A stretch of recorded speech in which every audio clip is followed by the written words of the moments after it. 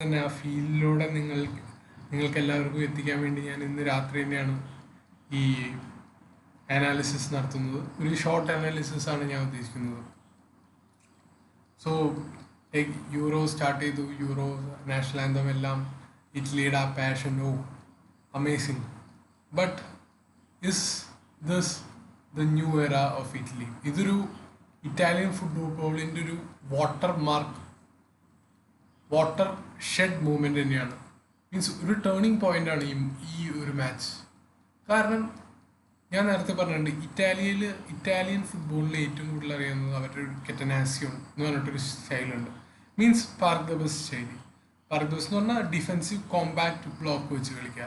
2 compact block വെച്ചിട്ട് 4-4-2 അങ്ങനത്തെ ഫോർമേഷനിൽ എപ്പോഴും കോമ്പാക്റ്റ് ആയിരിക്കും. അപ്പോൾ നമ്മൾ ഇറ്റാലിയൻ സൈഡ്സിനെ ഫുൾ സക്സസ്ഫുൾ സൈഡ്സ് 2006 അവർ വേൾഡ് കപ്പ് ജയിക്കുന്നത് വരെയുള്ള അത് ഫുൾ സക്സസ് ആയിരുന്നു ഗൈസ്, അത് വരെയുള്ളത്. പക്ഷേ പിന്നെ നമുക്കറിയാം സ്പാനിഷ് ഫുട്ബോളിൻ്റെ ഇൻഫ്ലുവൻസ് വന്നു, ദ ഗ്രേറ്റ് പെപ്പ് ഗാർഡിയോള വന്നു. അതോടെ കൂടുതൽ ആൾക്കാരും എന്തിലേക്ക് മാറി? പൊസിഷൻ വൈസ് ഫുട്ബോളിലേക്ക്. പിന്നെ അങ്ങനെ സ്പെയിൻ്റെ ഡോമിനൻസ് ആയിരുന്നു. അപ്പോൾ ഇറ്റലിയുടെ ഡോമിനൻസ് കുറഞ്ഞു വന്നു. അങ്ങനെ നിങ്ങൾക്ക് എല്ലാവർക്കും ഓർമ്മയുണ്ടാവും, ഇതിനു മുമ്പുള്ള കോച്ച് ഇറ്റലീനെ വേൾഡ് കപ്പിൽ വരെ ക്വാളിഫൈ ചെയ്യാൻ പറ്റിയില്ല. അങ്ങനെ ലാസ്റ്റ് മിനിറ്റിൽ ഇൻസിഗ്നിയനെ കളിപ്പിക്കുന്നതിന് പകരം ആള് ഡിറോസിനെ CDM-ആയ ഡിറോസിനെ സബ്സ്റ്റിറ്റ്യൂട്ട് ചെയ്യാൻ പറ്റും. അങ്ങനത്തെ ഒരു സ്ക്വാഡിന്, അത്ര മൊറാൽ ലോ ആയിരിക്കുന്ന സ്ക്വാഡിനെയാണ് നമ്മുടെ ആശാൻ റോബർട്ടോ മാൻസിനി അടുത്തത്. ഇന്ന് ഞാൻ ശരിക്കും ഒരു salute to Roberto Mancini. How train this players, ഈ യങ് പ്ലേയേഴ്സിനെയൊക്കെ എങ്ങനെ എടുത്തു, അത് ഒരു സംഭവം തന്നെയാണ്. ഞാൻ നേരത്തെ മെൻഷൻ ചെയ്ത പോലെ there is right mix of both experience and young talents. അപ്പോൾ കളി കഴിഞ്ഞു. തുർക്കി 0, ഇറ്റലി 3. അപ്പോൾ നമുക്ക് നോക്കാം. ആദ്യത്തെ ഗോള് ഡെമിറാലിൻ്റെ ഓൺ ഗോളായിരുന്നു. സിറോ ഇമ്മോബിലിയുടെ അടുത്ത ഗോള് ഫ്ലോറൻസ് ഇൻസിഗ്നിയ. ഫസ്റ്റ് നമുക്കൊന്ന് ചെറുതായിട്ടൊന്ന് ലൈനപ്പ് നോക്കാതിരിക്കാം. നമുക്ക് ആദ്യം തന്നെ തുർക്കിയുടെ ഞാൻ സ്പെഷ്യൽ മെൻഷൻ ആ ഗോൾ കീപ്പറിന് കൊടുക്കുന്നു. Because it was amazing. Goal keeper ഇല്ലെങ്കിൽ ഒരു 5-6-7 ഗോളെങ്കിലും കയറേണ്ടതായിരുന്നു. നല്ല ഗോൾ കീപ്പറിനായിരുന്നു. ഡെമിറാൾ, സോയിൻഷു. ഞാൻ നേരത്തെ പറഞ്ഞു ഡെമിറാൾ യുവന്റസിൽ കളിക്കുന്ന, സോയിൻഷു ലെസ്റ്റർ സിറ്റി. ഇവരുടെ പ്രശ്നം എന്താണെന്ന് വെച്ചാൽ രണ്ടും സോളിഡ് ഡിഫൻഡേഴ്സാണ്, പക്ഷേ ഓൺ ദ ബോൾ കളിക്കാനുള്ള ഒരു ഡിഫൻഡർ ഇല്ല. അതാണ് ഇവിടുത്തെ മെയിൻ പ്രശ്നം ഉണ്ടായിരുന്നത്. രണ്ടുപേരും ഡിഫെൻഡ് ചെയ്യും, ലോങ് ബോൾസ് ഇടും, എല്ലാം ചെയ്യാൻ പ്രത്യേക കഴിവുണ്ട്. പക്ഷേ ഡിഫെൻഡിങ്, ബോൾ വെച്ച് കളിക്കാനുള്ള കഴിവ്, ഒരു ബോൾ പ്ലേയിങ് ഡിഫൻഡേഴ്സ് അല്ല ഇവർ രണ്ടുപേരും. ഇവരുടെ 1-4-1, ആ ഒരു 4-1-4-1 ആ ഒരു സിസ്റ്റത്തിലേക്ക് വരുമ്പോൾ 2 ബ്ലോക്സ് ആണുള്ളത് ഗൈസ്, നിങ്ങൾക്ക് കാണാം. Defensive block, attacking blocks. പക്ഷേ ഇവിടെ എല്ലാം ഒരു മിസ്സിങ് വരുന്നത് നോ ഡൗട്ട് ഒരു ഡിഫെൻസീവ് മിഡ്ഫീൽഡർ ഒരു കുറവുണ്ടാവും. ഇവർ രണ്ടുപേരും ഹയർ ആയിരിക്കുന്ന കാരണം. അപ്പോൾ ഞാൻ ഇവരെ പറയാം, കലനൂലു, യിൽമാസ്, കരാമാൻ. എനിക്കൊരു സർപ്രൈസ് ഉണ്ടായിരുന്നത്, ഇവർ ഷെങ്കി സുണ്ടറിനെ കളിപ്പിച്ചില്ല. അതൊരു സർപ്രൈസ് ആയിപ്പോയി. നമുക്കിനി ഇറ്റാലിയൻ ലൈനപ്പിനെ ഒന്നൊരു ചെറുതായിട്ടൊന്ന് അനലൈസ് ചെയ്യാം. ഇറ്റാലിയൻ ലൈനപ്പ് ആസ് എക്സ്പെക്റ്റഡ് ആയിരുന്നു. കാരണം ഓൾമോസ്റ്റ് സെയിം ലൈനപ്പ് ആയിരുന്നു ഇതിനു മുമ്പുള്ള ഫ്രണ്ട്ലീസിൽ ഇവർ കളിച്ചത്. ഇവർക്കറിയാം, സിറോ ഇമ്മോബിലെ ഇൻ ഗോൾ, ബറാഡി ഇപ്പുറത്ത്, ഇൻസിഗ്നിയ, ലോക്കറ്റല്ലി, ജോർജിനിയോ, ബറേല. ഈ ലോക്കറ്റല്ലി കളിക്കുമോ അതോ നമ്മുടെ ആരാണ് വെറാട്ടി കളിക്കുമോ, അതായിരുന്നു ആ കൂടി ഉണ്ടായിരുന്ന ഒരു ഡൗട്ട്. പിന്നെ സ്പിനസോള, കെലീനി, ബൊണൂച്ചി, ഫ്ലോറൻസി, ഡൊണറുമ്മ. അപ്പോൾ ടോട്ടലി ഫുൾ ബാലൻസ് സ്ക്വാഡ്. അപ്പോൾ നമ്മൾ ഫസ്റ്റ് ഇത് ചെയ്തു. ഇനി ഫസ്റ്റ് ഹാഫിലെ കളി നമുക്കൊന്ന് അനലൈസ് ചെയ്ത് നോക്കുകയാണെങ്കിൽ, ഫസ്റ്റ് ഹാഫിൽ സ്റ്റാറ്റ്സ് എടുത്ത് നോക്കാം. നമുക്ക് സ്റ്റാറ്റിക്കൽ പേജിലേക്കാണ് ഇപ്പോൾ ഞാൻ പോകുന്നത്. അപ്പോൾ സ്റ്റാറ്റ്സ് എടുത്ത് നോക്കിയാൽ നമുക്ക് തീർച്ചയായിട്ട് മനസ്സിലാവാം. ഫസ്റ്റ് ഹാഫിൻ്റെ സ്റ്റാറ്റ്സ് ആയിട്ട് ഇത് മൊത്തം കളിയുടെ സ്റ്റാറ്റ്സ് ആണ് ഗൈസ്. നിങ്ങൾ തന്നെ ഞെട്ടിപ്പോകും ഈ സ്റ്റാറ്റ്സ് കണ്ടു കഴിഞ്ഞാൽ. കാരണം വെറും 3 ഷോട്ടാണ്. അപ്പോൾ ഫസ്റ്റ് ഹാഫിൽ എന്താ ഉണ്ടായെന്ന് ഞാൻ ഫസ്റ്റ് ഹാഫിൻ്റെ ഇതാണല്ലോ. ഫസ്റ്റ് ഹാഫിൻ്റെ ഒരു ടാറ്റിക്സ്, ഫസ്റ്റ് ഹാഫ് 0-0 ആയിരുന്നു ഹാഫ് ടൈം വരെ. 0-0 വരെ ഇരിക്കാനുള്ള ഒരു കാരണം, തുർക്കി ഒരു പഴയ ഇറ്റലിയുടെ പോലെ ഒരു കോമ്പാക്ട് ബ്ലോക്കിൽ കളിക്കായിരുന്നു. അവർ 2 ലൈനും കോമ്പാക്ട് വെച്ചു. ഒരുമാതിരി ഒരു ഡബിൾ വിങ്ങറായിട്ടായിരുന്നു കരമാൻ ഒക്കെ കളിപ്പിക്കുന്നത്, കരമാനും ചെലനോലും. അതുകൊണ്ട് തന്നെ അവർക്കൊരു അറ്റാക്കിംഗ് ത്രസ്റ്റ് ഉണ്ടായിരുന്നില്ല. 2-3 ചാൻസുകൾ അവിടെ ഇവിടുന്ന് വന്നെങ്കിലും ത്രെറ്റ് ഉണ്ടായിരുന്നില്ല. പിന്നെ ഫസ്റ്റ് തന്നെ എനിക്ക് തോന്നിയത് ഫിസിക്കലി ഇറ്റലിക്ക് കുറച്ചും കൂടി ഡോമിനേറ്റ് ചെയ്യായിരുന്നു. From my side Italian Turkish game ഒരു മോശമാണ്. അപ്പോൾ ഞാൻ പറഞ്ഞില്ലേ, തുർക്കി 2 കോമ്പാക്ട് ബ്ലോക്ക് വെച്ചിട്ടാണ് ഡിഫെൻഡ് ചെയ്തിരുന്നത്. തുർക്കിയാണ്. അപ്പോൾ ഒരിക്കലും അറ്റാക്ക് ഉണ്ടായിരുന്നില്ല. ഇവരുടെ ലക്ഷ്യം I guess 1-1 draw, because they were following a pragmatic style. അത് പ്രശ്നമില്ല. പക്ഷേ ഫസ്റ്റ് ഗോൾ വരുന്നവരെ അതൊക്കെ ശരിയായിരുന്നു ഗൈസ്, അവിടെ ഒരു ഡൗട്ടില്ല. ഫസ്റ്റ് ഗോൾ വരാനുള്ള പിന്നെ ഫസ്റ്റ് ഹാഫിൽ എനിക്ക് തോന്നുന്നത് ഇൻസീനിയയ്ക്ക് ഒരു ചാൻസ് ഉണ്ടായിരുന്നു. അത് മാത്രമായിരുന്നു അതിലെ മെയിൻ ഒരു അവസരം, ബാക്കിയൊന്നും അധികം ഉണ്ടായിരുന്നില്ല. പക്ഷേ സെക്കൻഡ് ഹാഫിൽ വന്നപ്പോൾ കളിയാകെ മാറാൻ കാരണം അവിടെയാണ് നമ്മൾ ആലോചിക്കുന്നത് മാൻചീനിയുടെ ടാറ്റിക്സ്. മാൻചീനി ആളെ മാറ്റി. മാൻചീനി ഫ്ലോറൻസിനെ കളഞ്ഞു. നിങ്ങൾക്ക് കണ്ടറിയാം, ഫ്ലോറൻസിനെ കളഞ്ഞിട്ട് ആരെ കയറ്റിയ ആള് ഡി ലോറൻസോനെ ഇറങ്ങി. അപ്പോൾ അതുകൊണ്ടുണ്ടാവുന്നത് ഫ്ലോറൻസീനെ കുറച്ച് എക്സ്പ്ലോയിറ്റ് ചെയ്തിരുന്നു ആൾക്കാർ. ആ എക്സ്പ്ലോയിറ്റേഷൻ കുറഞ്ഞു. അപ്പം ഞാൻ പറഞ്ഞ പോലെ ഫ്ലോറൻസിയുടെ എക്സ്പ്ലോയിറ്റേഷൻ കുറഞ്ഞുകൂടി കുറച്ചും കൂടി ഡിഫെൻസീവ്ലി സ്റ്റേബിളായി. പിന്നെ ബറല കുറച്ചും കൂടി ഇൻസൈഡായി വന്നിട്ട് ബറാഡിക്ക് കുറച്ച് സ്പേസ് ഉള്ളിലേക്ക് കിട്ടി. പിന്നെ നമ്മൾ കണ്ടത് ദ ബെസ്റ്റ് പ്ലെയർ, എനിക്ക് തോന്നുന്നു one of the best player of this field, Berardi ഒരു സെസ്വോളോയിലെ കളിക്കാരനാണ്. സെസ്വോളോ എന്ന് പറഞ്ഞിട്ട് ചെറിയൊരു ഇറ്റാലിയൻ ടീമുണ്ട് സെരിയയിൽ. Very good player.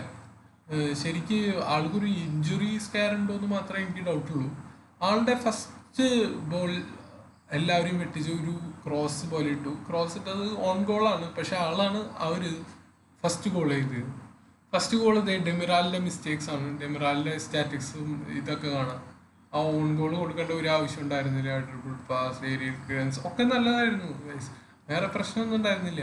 അപ്പോൾ ആദ്യത്തെ ഹാഫിൽ ലോങ് ബോൾസ് വന്നതും ഒക്കെ ഹെഡർ ഈ ഡെമിറാലും സോയുൻഷും കളഞ്ഞു ഗൈസ്. കാരണം ഞാൻ നേരത്തെ പറഞ്ഞു, ഇവർ നല്ല ഡിഫൻഡേഴ്സാണ്, നല്ല ബോൾ പ്ലേയിങ് ഫുട്ബോൾ പ്ലേയേഴ്സ് അല്ല. മീൻസ് അത്രയ്ക്ക് ബോൾ പ്ലേയിങ് ഇല്ല ഇവർക്ക്. അതാണ് ഇവർക്ക് പറ്റിയ തെറ്റ്. പിന്നെ അങ്ങനെ ഓൺ ഗോൾ വന്നു. പിന്നെ രണ്ടാമത്തെ ഗോൾ ഇൻസിനിയയുടെ ക്രെഡിറ്റ് മൊത്തം ഇയാൾക്കാണ് പോകുന്നത്, സ്പിനസോള. നമുക്ക് ഇങ്ങനെ കളി നോക്കാം. സ്പിനസോളയുടെ ഒരു ഗുണം എന്ന് പറഞ്ഞു കഴിഞ്ഞാൽ, നമ്മുടെ ഇറ്റാലിയൻ ഡിഫൻസ് നമ്മൾ നോക്കിക്കഴിഞ്ഞാൽ അറിയാം, ബൊനൂസിയും കെലീനിയാണ്. ഇവർ രണ്ടുപേരും ഏരിയലി ബെസ്റ്റാണ്. അപ്പോൾ ഈ കളിയിൽ നമുക്കത് ഇറ്റലി സൂപ്പറാണെന്ന് പറയാൻ പറ്റുമോ? പറ്റില്ല. കാരണം എന്ന് വെച്ച് കഴിഞ്ഞാൽ ഒരു ഏജ്ഡ് ഡിഫൻസാണത്. അപ്പോൾ ഏജ് ഡിഫൻസിന് ഇത് ഞാൻ യിൽമാസ് ആയിരുന്നു. യിൽമാസിനെ ഇവർ ലോങ് ബോൾ, യിൽമാസാണ് ഗൈസ് ലിയിലെ ടോപ്പ് സ്ട്രൈക്കറാണ്. ഇത്തവണ നമ്മുടെ ലീഗ് 1 ആള് തീപ്പൊരി കളി കളിച്ചതാണ്. പക്ഷെ എന്താ പ്രശ്നം പറ്റിയെന്ന് വെച്ച് കഴിഞ്ഞാൽ,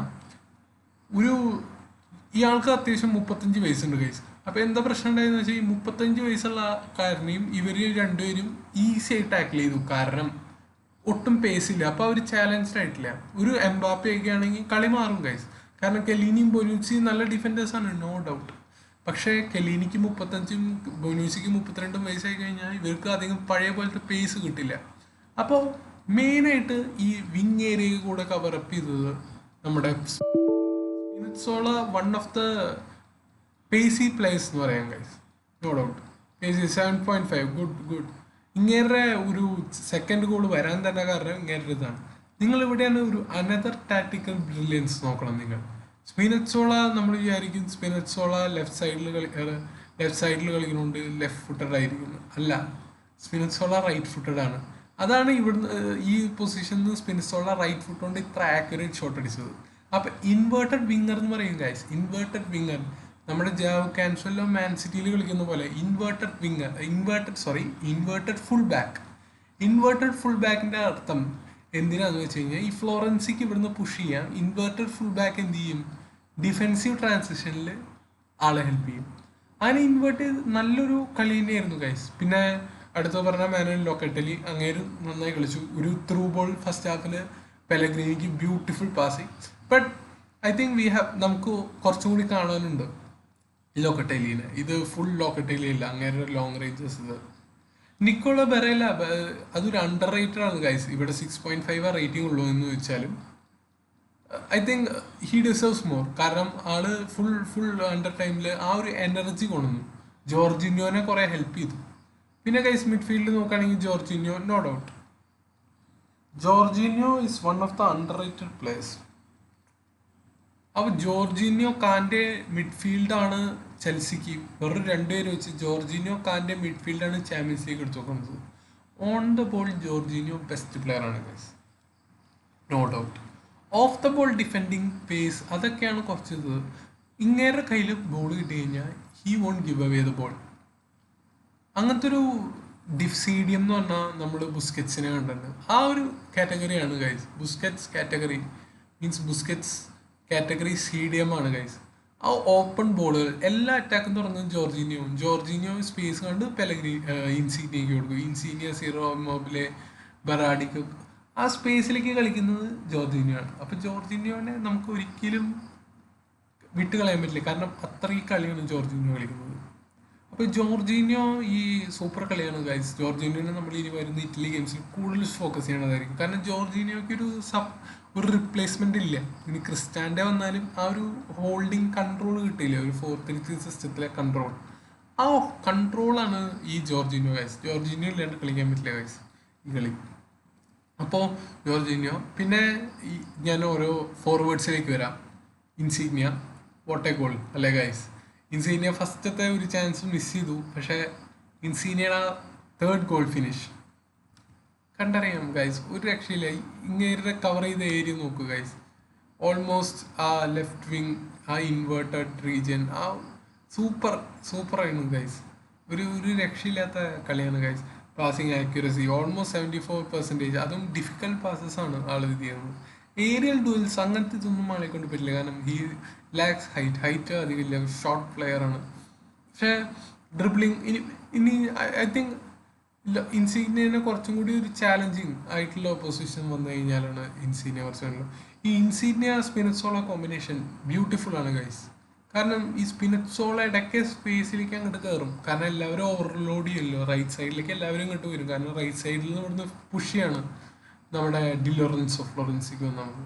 അപ്പോൾ ഇത് വന്നപ്പോൾ ഈ സ്പേസ് കിട്ടുമ്പോൾ ഈ സ്പിനറ്റ്സോളയ്ക്ക് പേസ് ഉണ്ട് ഓടി കയറാൻ. അതാണ് ഈവൻ വിത്ത് റോങ് ഫുട്ടായാലും ആളെ ആ പൊസിഷനിൽ കളിപ്പിക്കുന്നത് guys.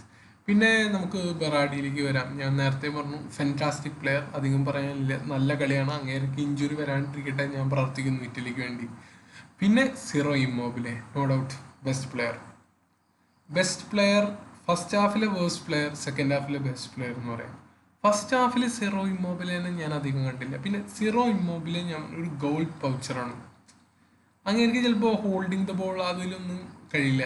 If you want to compare Ciro Immobile I think ഒരു മൗറോ ഇക്കാർഡി എന്ന് പറയാം. ആ സ്റ്റൈൽ ഓഫ് പ്ലേ ആണ് ഇവരുടെ. Means they won't hold the ball, അധികം പാസിങ് അങ്ങനെ അധികം ചെയ്യില്ലെന്നല്ല, അധികമില്ല അവരുടെ ഡ്രോപ്പ് ബാക്ക് ഇല്ല. അവർ ഗോൾ പൗച്ചേഴ്സാണ് ഗൈസ്. അപ്പോൾ ഈ സെക്കൻഡ് ഗോളിൽ തന്നെ കാണാം അങ്ങേരുടെ ആ ഒരു പ്രെഡിക്റ്ററി ഇൻസ്റ്റിങ്ക്റ്റ്. മീൻസ് എവിടെ ബോൾ വരും ആൻറ്റിസിപ്പേറ്റ് ചെയ്തു അപ്പം തന്നെ അടിച്ചു. പക്ഷേ എനിക്ക് തോന്നുന്നത് 8.7 കൊടുക്കാനുള്ള ഇതില്ല. പക്ഷേ വെൽ പ്ലേഡ് 8 ഡോർണറോപ്പ് അങ്ങേർക്ക് ഒരു പണി ഉണ്ടായിരുന്നു ഗൈസ്. അപ്പോൾ ഞാൻ പറഞ്ഞു വന്നത് നമുക്ക് ഈ സ്റ്റാറ്റ്സിനൊക്കെ ഞാൻ അവസാനിക്കണം ഗൈസ്, അധികം ഇത് കിട്ടണില്ലേ രാത്രി സമയം.